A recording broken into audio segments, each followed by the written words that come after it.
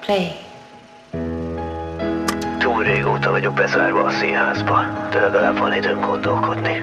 A humor segít, hogy ne őrüljek meg, de a vetítések után az üres folyosókon és a Kongó mozitermek sötét labirintusában botorkálva néha engem is eltemet a sötétség.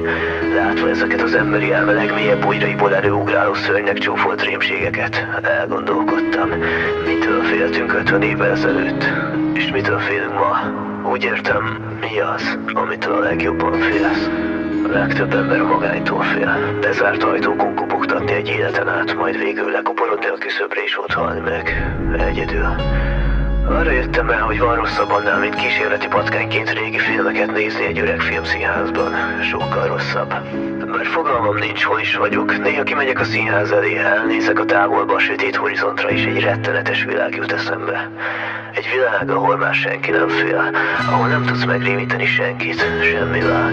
Rémisztő lehet egy olyan társadalomban élni, ahol mindenki kötélidegekkel rendelkezik és mindent elvisel, ahol az emberek mindennapjaiban kivégzések jódtak, de már észre sem veszik. Nézem a buta filmeket és furán érzem magam. Valaha az emberek moziba mentek és féltek ezektől, sikítottak a szörnyek láttán. De hol vannak a szörnyek ma? Hová rejtőztek? Feladták. A képzelőerő alul maradt a realitással vívott küzdelemben.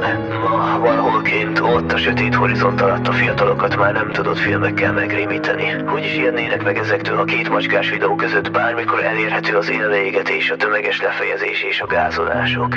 Apáink nem tudtak oda nézni, de mi már képesek vagyunk rá ide-oda pislantva. A filmeink pedig pizzát rendelnek mellé és teljes közönnyel mérhetetlen mennyiségben fogyasztják a halált. Mi az hát, amitől a legjobban félsz?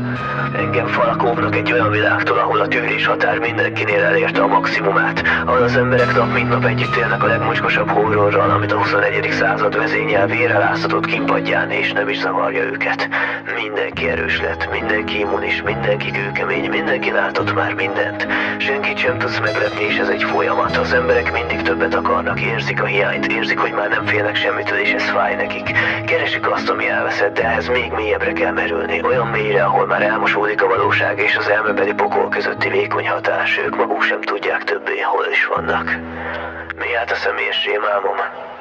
Egy csíkolyok nélküli világban élni. Mert ezt jelenti a szó, retroság, ahol megélni már ódivatúnak, retrónak számít, bár nem tudom, meddig leszek ide bezárva.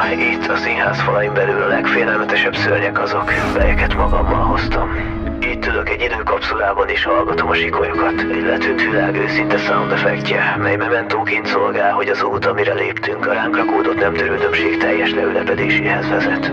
Én attól rettegek, hogy egy nap leomlanak a falaim, s majd én is közönnyel és vállamat vonogatva tudok kitekinteni a világra. Pont úgy, mint te. Félek, hogy teljes higgadtsággal tudom majd az élet elmúlását szemlélni. Hogy többé nem rezülök össze, ha haldokló emberekkel kell falkas szemet néznem. Félek, hogy engem is simára csiszolnak egy gonosz világ keserű hullámai, hogy érzéketlenül álljam a sarat, és ne réméljek meg semmitől. Pedig az állatok is menekülnek, ha vihar közeleg. Márpedig vihar közeleg, de ők ott a sötét horizont alatt nem menekülnek. Ők táncolnak és nevetnek, nem félnek semmitől, de a vihart nem érdekli, hogy félsz vagy sem. Az jön.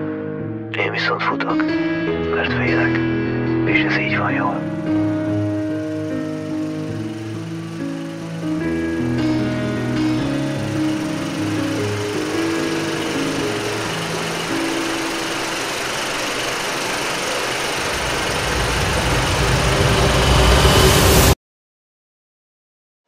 Da-da-da-da-da-da.